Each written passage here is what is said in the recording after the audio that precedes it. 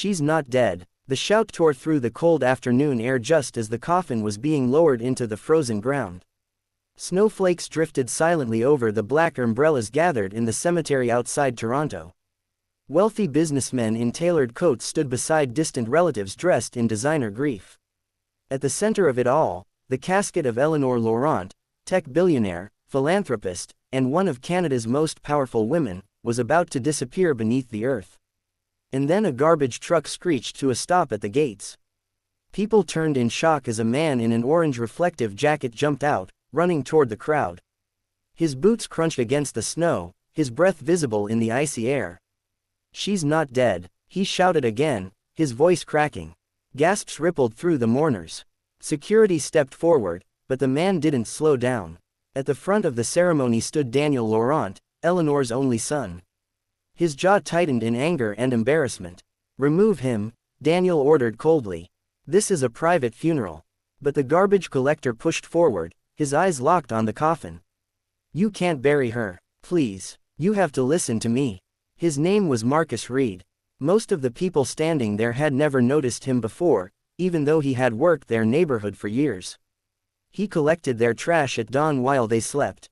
Invisible, unimportant, but not to Eleanor. 3 months earlier, during one of Toronto's harsh winter mornings, Marcus had found her collapsed near a park bench behind a downtown charity shelter. She had been alone, without bodyguards, wearing a simple coat and scarf.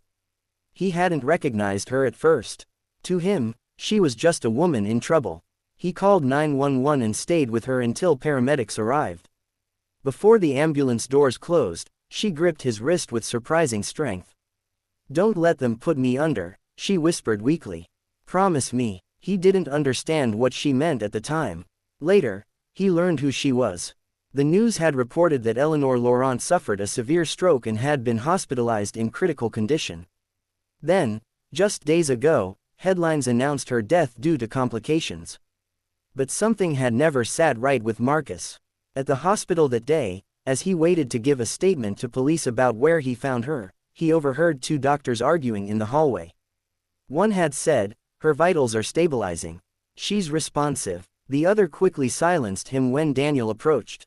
Marcus tried to tell himself it wasn't his business. He was just a garbage collector. What did he know about billionaires and hospitals? But he remembered her eyes. The fear in them, and her words, "Don't let them put me under." Now, standing in front of her coffin, Marcus reached into his jacket and pulled out a folded paper. "I have proof," he said, his voice shaking but steady with conviction. Daniel scoffed. "Proof of what? That you want attention, money?" Marcus flinched at the accusation. "I don't want anything from you. She gave this to me the day before she was taken off life support." Murmurs spread through the crowd. The priest paused mid-prayer. "She wasn't brain dead," Marcus continued.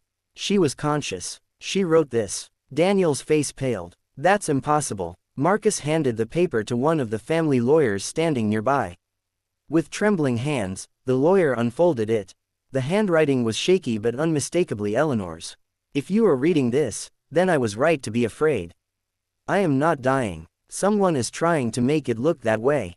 Trust the man who found me. He is the only one who didn't treat me like a transaction." A heavy silence fell over the cemetery. Daniel's composure cracked. "This is fake." But the lawyer swallowed hard. "The signature matches. And this is her private seal." Whispers grew louder. Business partners exchanged uneasy glances.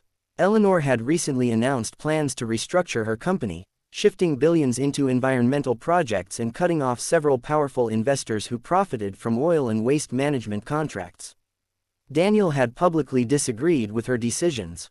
Marcus's heart pounded. "She told me she discovered financial fraud inside her own company. She said she was going to expose it. She was scared of someone close to her." All eyes slowly turned to Daniel.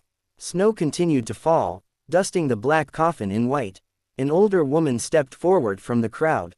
It was Margaret, Eleanor's longtime housekeeper. Tears streamed down her face. "I heard her arguing with Daniel the night before she collapsed," she whispered. "She said she would change her will." Daniel's voice rose in desperation. "This is insane. She was sick." The doctors confirmed it. At that moment, a police cruiser rolled through the cemetery gates. The lawyer had quietly made a call while reading the note. Daniel Laurent, one officer said firmly, approaching him. We need you to come with us for questioning regarding allegations of medical interference and financial misconduct. The color drained from Daniel's face. The funeral was halted. The coffin was taken back to the hospital under legal order.